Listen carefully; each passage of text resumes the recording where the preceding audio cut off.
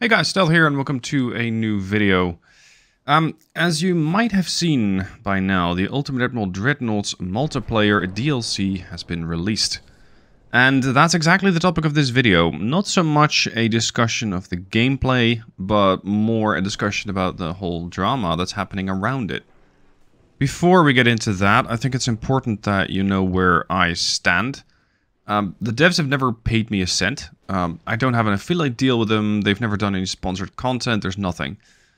I also don't really have a dog in this race. I personally don't really care about the multiplayer. And I'm going to try in this video to look at the whole multiplayer thing from all different sides. I'm not really picking any side. Something that you might have seen right now is that the multiplayer has a very bad review score. It's currently sitting on, I think, 21 out of 100. And that's because a lot of people are very unhappy with the state that it was delivered in and the fact that it was a DLC. The fact that it's a DLC, I think, has a couple of different reasons. The base game, as far as I know, never had any intention of getting multiplayer. It was going to be a strictly single-player game only. You were going to get the campaign, we're getting the custom battles, you got the Naval College, you got those missions, that's it. There was, as far as I know, never really any talk of multiplayer. So, in that case, a lot of people, and this might get me some hate, a lot of people are complaining that the game doesn't have multiplayer. Oh, but it's supposed to be a base feature of a game. Yeah, I agree with you there. Most games have multiplayer. Not all of them do. A game, for example, such as Regiments, an RTS, does not have multiplayer. And it plays perfectly fine. It's not that, as gamers, we're entitled to have a multiplayer feature. It's not that we can expect every single game to have multiplayer, because sometimes it's just not that feasible. I'm looking at my desktop right now, and as far as I know, Arms Trade Tycoon Tanks doesn't have multiplayer, nor is it a promised feature. So, when people are complaining that it should have been free, and using the argument of, well, the product was supposed to have multiplayer, I don't think so. I don't think it was supposed to have multiplayer at all. So this, as, let's say, a later add-on, that makes sense, because the game was not supposed to have it. So let's say you buy a car, and after, I don't know, 5 years, there is a DLC for the car where it gets to fly. And all of a sudden, all the original buyers go, well, I was supposed to have a flying car. No, you purchased a car, and the developer, whichever car manufacturer that is, released a set of wings. That makes it a different product that was never part of the original deal that you made. Regarding this argument considering to the campaign, it's an entirely different story. Because something that Dardis has said, Dardis is one of the lead developers of the game, if not the lead. I'm going to put it on screen here. There seems to be a huge misunderstanding for the usual vocal players, the same who run at every game developer nowadays and ask with extreme audacity outrageous things, mainly to work every day for them for free. This is a terrible misunderstanding, especially for us, who fully released the single-player game and keep improving it and adding content, new ships, without asking anything. That's half the statement, and that's the thing I want to zoom in on. Because I don't agree with that part, and this is not strictly relating to multiplayer, but I think the whole discussion does include multiplayer and the single-player campaign, because that's where I think a lot of the issues sit for most people. He says people are asking for extremely outrageous things, or asking for outrageous things with extreme audacity, mainly to work for every day for free. Look, if you're developing a feature that is outside of the scope of the original game, such as multiplayer, I understand that you're going to release that as a separate entity. Because it's, let's say, something that was not supposed to be in the original game. People who bought the early access weren't supposed to have it. Fine.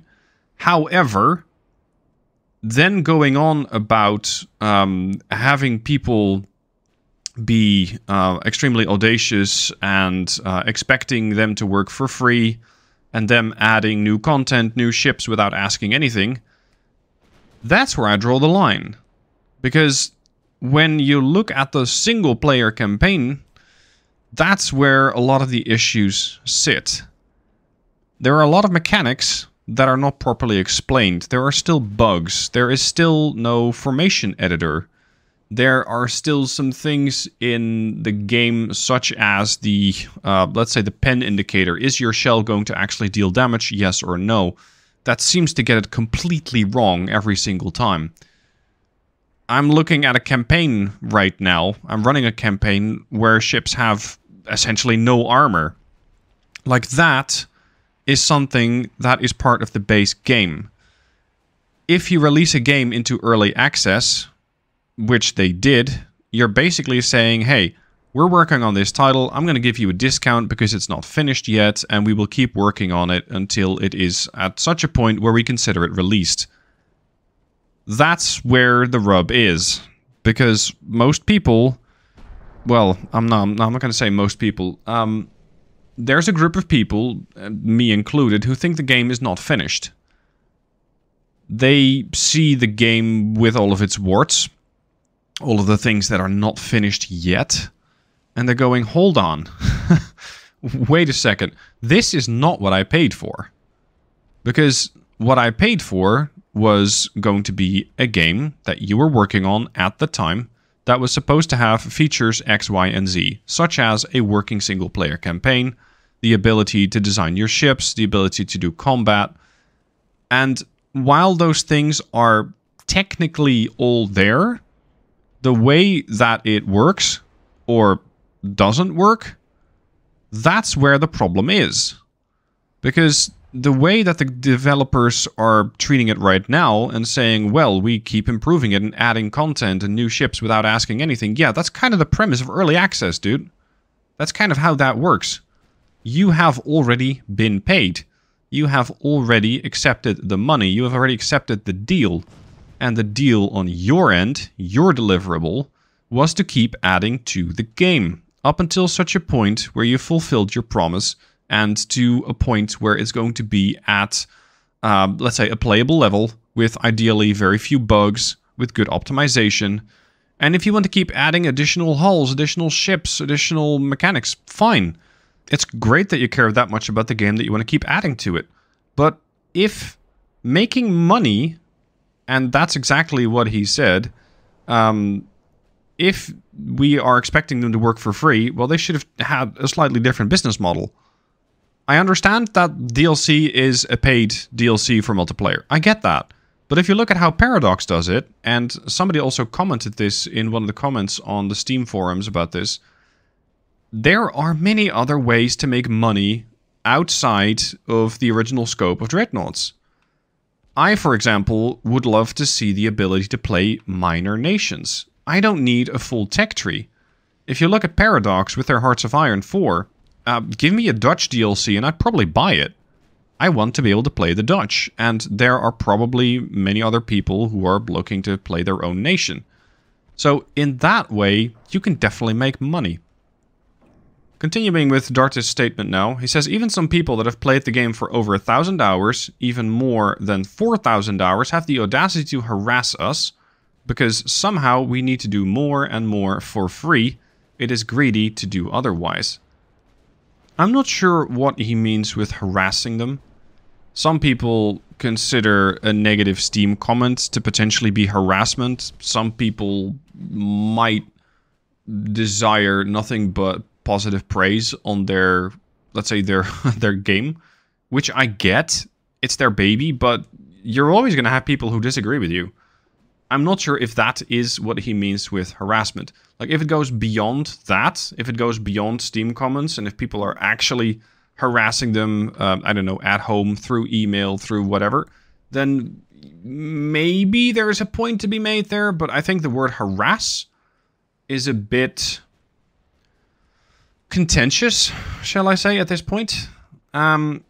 He says, the multiplayer project is an entirely different game. It has running costs, which are not free. And that part I understand. Like, right, okay, you're releasing a multiplayer. That means there's servers running somewhere. There's hamsters that have to be fed. You have to get your running costs covered. I'm not sure how many sales they were expecting. I'm not sure how many people actually bought the DLC, but judging by the reviews and judging by the angry outreach on Steam, probably not that many. So in that sense, I don't think it's going to cover the cost of development, let alone running costs. Anyway, yes, it has running costs, I agree. And then he goes on and he says, maybe you prefer to play free-to-play games, which require hundreds of dollars each year to be playable. I think he might take a stab at World of Warships here. World of Warships and War Thunder are both free-to-play games. And as far as I know, you can play them without using premium content. You can go without a premium account. They're still playable. So, I don't know. Like, drawing the comparison between World of Warships and Ultimate Admiral Dreadnoughts here, to some extent, I get. Because, well, right now, those are, I think, the two primary games where people are doing multiplayer. Or at least Dreadnought's multiplayer is trying to become that. But the way that it's currently done, I don't think will work. Anyway, that argument is a bit weird. And then he closes with, we continue for the silent majority. Keep playing, guys. We will serve you. This also went quite against the grain of a lot of people because they're saying silent majority. Who is the silent majority that you speak of? Also, making the argument that there is a silent majority kind of means that every comment underneath his original statement is null and void because he's not talking to them.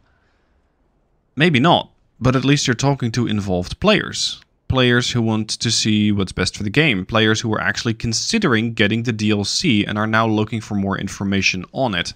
Players who are checking out reviews.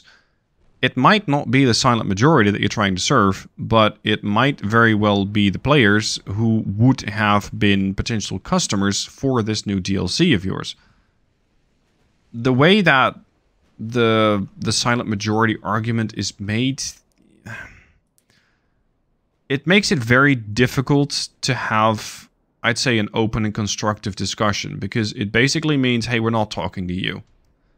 And everybody who joins the comments and who throws in their opinion or their ideas goes, yeah, no, sorry, we're not talking to you because you're not the silent majority. Because you decided to make a comment, you're no longer silent. You're now part of the, I don't know, the vocal minority. I don't like the argument. I don't like this statement at that. Overall, there were a couple of very good points made by other people, and I think some of them really deserve some attention. One of them was by Yari Samurai. He says, I understand that developing a multiplayer mode is no easy feat and requires a lot more reworks than most players realize. Yeah, I agree. It probably takes a lot of work. I am not a developer. I don't know how that works. He says, as I pointed out in my original post, adding a multiplayer mode would increase the sales of the base game, revitalizing the community. From what I gather from other posts, many people like me were waiting for a long time to get a multiplayer update, to buy the game then. You would make a lot of sales through that, possibly even making up for the multiplayer development cost. Yeah, I agree. The way that multiplayer can keep a game going, definitely. And Yari also mentions Wargame Red Dragon, which I have also played, sometimes still play. He says it's still going strong, even after 10 years after its launch. It's still in, well, it still has a lively community due to multiplayer mode. So in that sense, multiplayer mode can definitely keep a game going, especially if you do it well. Right now, it's a 1v1. There's no co-op campaign. There's no versus campaign. It's just, let's say it's multiplayer custom battles. That's pretty much what you're getting, multiplayer custom battles. Back to Yari. He says, considering the massive advantages it would have brought to your game by adding this for free or for less money, it seems to be like shooting yourself in the foot to ask this much money. He's referring to the about 15 euros or I think $17 or so of DLC pricing. You could have probably sold many more multiplayer DLC and or base game copies if the multiplayer DLC were cheaper or free. This is where, of course, you can start arguing, well, what should the price have been? Should it have been a symbolic $1? Should it have been 5? Should it have been 10? I think you would have had a discussion at any point. He's saying, I think it would have been the best to make the multiplayer mode free in order not to split the community into players that can interact with one another and players who can't. Yeah, you're going to have a sort of haves versus have-nots, buyers versus people who just don't care about the multiplayer. There's definitely people who are very much uninterested in multiplayer. I count myself among them. I'm not very interested in multiplayer. But some people, yeah, they play nothing but multiplayer in some games. He says, plus, let's not pretend that the outrage is all about the multiplayer DLC not being free. I can see that some people would still have been pissed even if the DLC had cost merely €5, but I can assure you that would have caused much less of an outrage. But nearly halves the game's price for merely tactical battles multiplayer, really? Which leads me to the next point. It's not only the price, but also what you get for it. One merely gets tactical battle multiplayer, not even multiplayer campaigns, so no wonder that people feel ripped off for the price. And I think that is a very important point, because people were probably expecting a lot more from a multiplayer DLC. If you're seeing, oh, a game has multiplayer, and it has a single player campaign, I think people are likely to think, oh, great, I can probably play this campaign with my friends now. Sorry, no, you can't. Which means you're going to be doing just the battles, maybe every now and then, and that's about it. There is also no ability to have, let's say, 2v2s or 3v3s, so running a battle with your friend against some other, either randoms or friends, that's unfortunately not in there, at least not yet. Moving on, he says, now you say, but changing the game to accommodate for multiplayer is very time-consuming and expensive. Like, yeah, sure, but as I understand, the hard part is setting up the game to allow for multiplayer at all. Once you've done that, adding a multiplayer campaign mode would have been less resource intensive. Either way, the backlash for the price point and the amount of content was completely foreseeable. You could have worked on one of those factors to soften the blow a bit. He could have, well, they could have worked on those factors to soften the blow a bit and informed their customers or to-be customers what exactly was going to be in this DLC. I think part of what made this thing just fly off the rails is also the way that the outreach / lack of outreach was done. He could have involved community people, content creators like myself, just to show what the current version is, ask for feedback from people, have a look at ideas that people come up with in the comments, and then consider whether or not it's possible to put those in the multiplayer version. Something that I think I haven't seen on the Steam pages yet is that this is no longer, as far as I've been able to tell, a solo developer.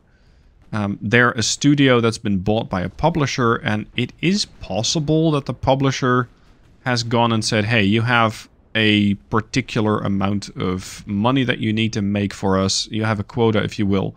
You need to make that money.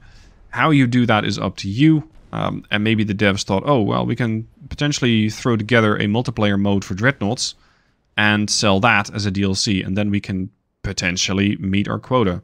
I'm just spitballing here, but I think there might be corporate pressures going on that we probably don't know everything about.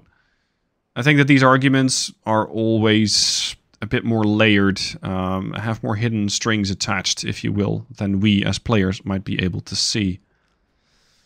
So, to, let's say, conclude, where does this leave us? It leaves us with a multiplayer mode that, by the looks of it, is not going to get played a whole lot, because people are definitely upset about the price point. They really don't want to buy it. They are pissed off about the fact that it's something that they have to purchase at all. I think that right now, it's something that is gonna have a few players and then fall flat on its face, unless something changes dramatically. Because the way that was currently done, there was very little outreach, there was very little contact with the community, and they just said, boom, here's the DLC, without really checking with the community, is this what you want? Yes, I know there's the, let's say, the Henry Ford argument of if I'd asked people what they wanted, they would have said a faster horse, and of course he gave them cars. So in that sense, yeah, you don't always have to ask your community what they want. You don't always have to listen to the community, but the community of people who have already bought your game, who are already invested, and who are, to link back to the original statement, are part of, let's say, the vocal minority. Those are the players that you might want to check in with to see exactly what they want, what they would like for the game. Is multiplayer something I'm going to play? Possibly. I'll check it out for a video. I haven't exactly played it beyond that first time that I played it way back when. And right now in its current version, it just doesn't appeal to me that much. It's just custom battles, and supposedly the gameplay editor, the ship editor that you have, is even more restrictive than the one from the base game. So in that sense, you know, doesn't really appeal to me. Are there any alternatives? Are there any ways that you can still have multiplayer in a naval game? Yeah, sure. There is, for example, World of Warships. There is naval art.